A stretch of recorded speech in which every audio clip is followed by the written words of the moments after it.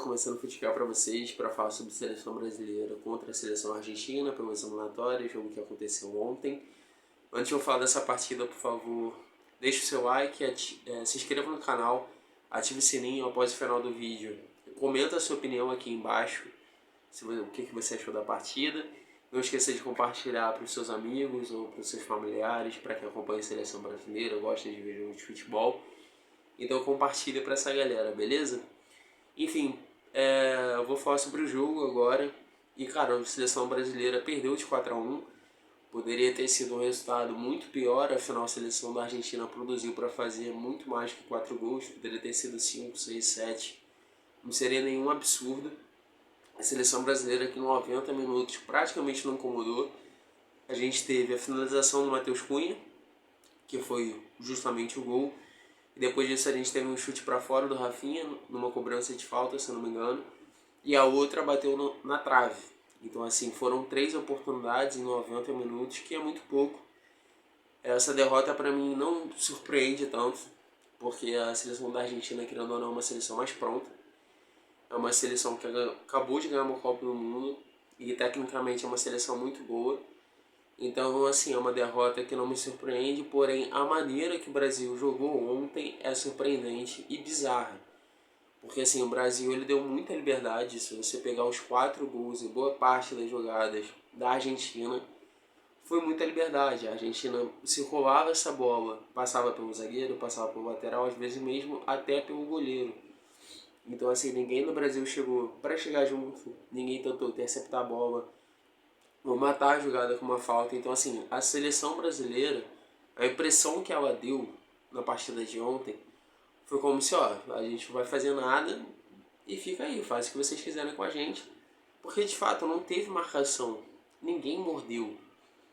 Diferente da Argentina, que pressionou desde o começo. A seleção brasileira não conseguia fazer isso, pô. Então, assim, foi uma passividade muito grande e uma postura patética, pô. E assim, o Dorival, ele modificou bastante o time em relação com o Homem.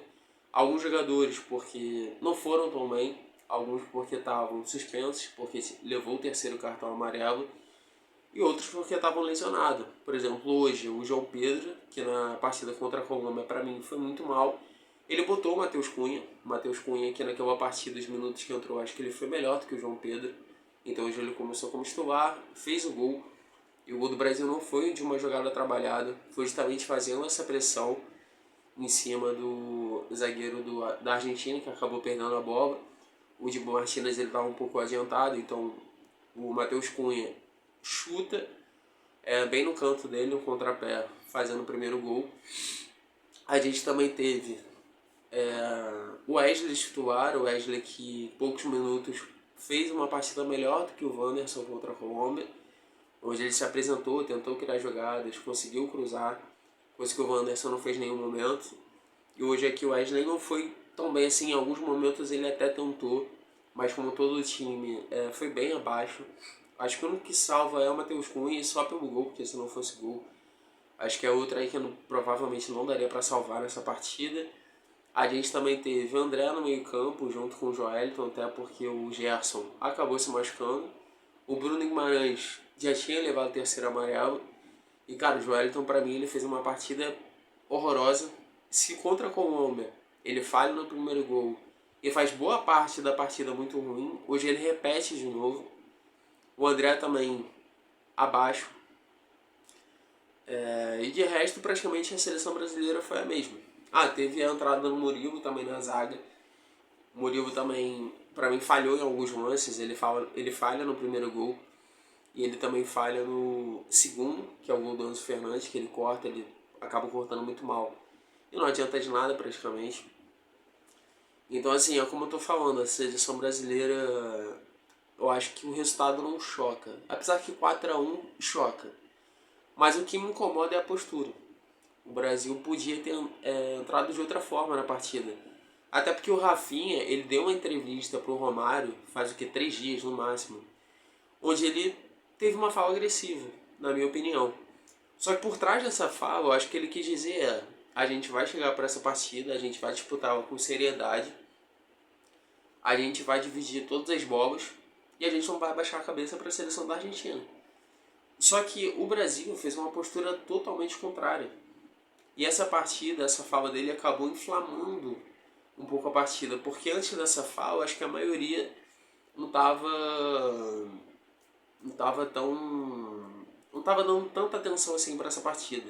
A partir dessa fala se criou um outro cenário.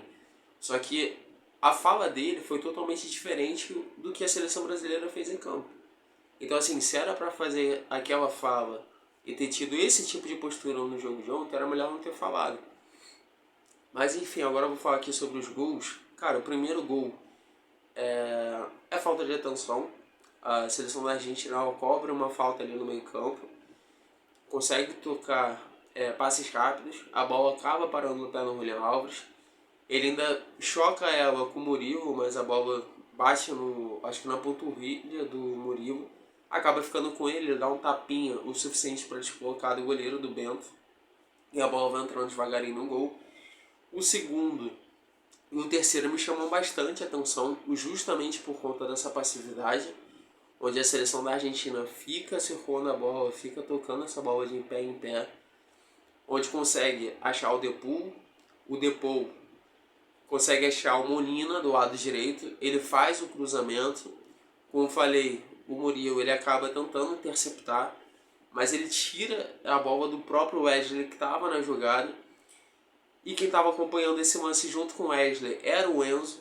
O Wesley não consegue tirar, o Enzo aproveita, chuta e faz o gol. O terceiro gol é praticamente quase da mesma forma.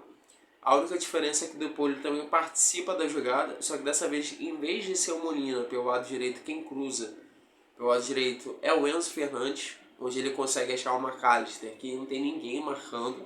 O Bento até sai do gol, só que ele demora um pouco para sair, mas para mim aqui é mais culpa da zaga, que não tinha ninguém marcando o McAllister. Ele chuta e faz o gol. Aí a gente vai para o segundo tempo, onde praticamente continua o mesmo desenho, o mesmo cenário que eu estou falando aqui. O Dorival ele faz algumas trocas, mas não tem resultado. E assim, como eu falei, ninguém se salva hoje. Ele chegou a botar o Hendrick. O Hendrick conseguiu dar até algumas escapadas, mas não conseguiu dar sequência à jogada. Entrou o Savinho também, que não conseguiu fazer muita coisa. Mas no segundo tempo a gente toma o gol, o quarto, que pra mim é o mais bizarro, porque é um cruzamento para a boca da área da seleção brasileira, onde esse cruzamento é feito nas costas. Então o jogador da Argentina que estava ali na boca do gol, ele não consegue tocar nela, a bola passa pelo Marquinhos, passa pelo Arana, o Simeone que tinha acabado de entrar, o cara vem lá da China, corre e consegue chegar primeiro do que o Marquinhos e o Arana para chutar e fazer o gol. Então assim, é dessa passividade que eu tô falando, e dessa moleza dentro de campo que eu tô falando. Os dois estavam à frente da jogada, tinham condição de chegar primeiro, mas não chegaram. O cara que veio lá da China conseguiu correr mais e chegar primeiro do que eles dois. Então assim, eu acho que a seleção brasileira hoje passa muito por essa postura. Mas como eu falei, é uma seleção argentina que, querendo ou não, hoje é diferente. A gente está um pouquinho abaixo deles, infelizmente, por eles serem uma seleção mais pronta, ser uma seleção mais cascuda. E tecnicamente é uma seleção muito boa, não tem como a gente negar isso. Agora vamos para o assunto Dorival. Então, Dorival com essa derrota talvez não, acho que provavelmente ele vai balançar no cargo.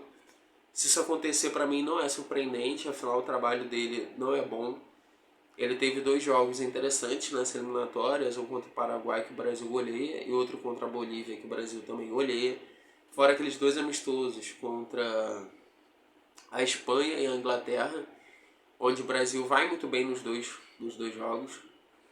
Mas depois disso foi só ladeira abaixo. Se ele for demitido, como eu falei, não dá para defender. Não é surpreendente, porque de fato não é um trabalho bom até esse momento.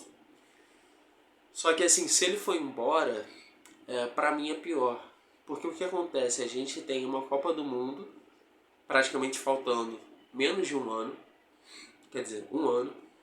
E eu não sei se o próximo técnico que viria para assumir essa seleção brasileira, que vai ser os mesmos jogadores, não vai aparecer outros jogadores em um ano fora da curva para mudar dentro de campo, isso não vai acontecer, vai ser essa mesma galera que jogou hoje, fora um outro nome que, enfim, não pôde jogar, mas é praticamente os mesmos jogadores.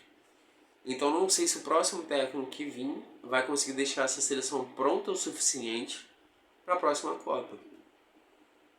Então assim, pode ser que a seleção traga outro treinador e ele consiga ter o mesmo efeito do Dorival, essa inconstância. Então assim, será que vale a pena você fazer esse experimento e chegar lá na Copa e dar ruim do mesmo jeito? Então, na minha opinião, não porque eu gosto do Dorival, quer dizer, eu gosto dele, mas não porque eu estou gostando do trabalho dele, não porque eu estou achando o trabalho dele maravilhoso, muito longe disso, mas é porque eu não sei se dá tempo. Então, na minha opinião, eu acho que é melhor continuar o que a gente tem, até porque falta praticamente um ano. Após a Copa, manda ele embora, pega outro cara para começar essa etapa. Já pega a seleção brasileira ali desde o início e tenta ficar com ele até a próxima Copa. Mas demitir o Dorival agora pode ser assertivo? Pode. Mas a garantia que o próximo treinador vai fazer diferente dele, eu não tenho. Mas é isso, galera. Comenta o que vocês acharam aqui no final do vídeo. Compartilha com seus, com seus amigos, seus familiares. Eu vou ficando por aqui. Deixa o like, se inscreva no canal, ative o sininho. E é isso, até a próxima. Valeu, galera.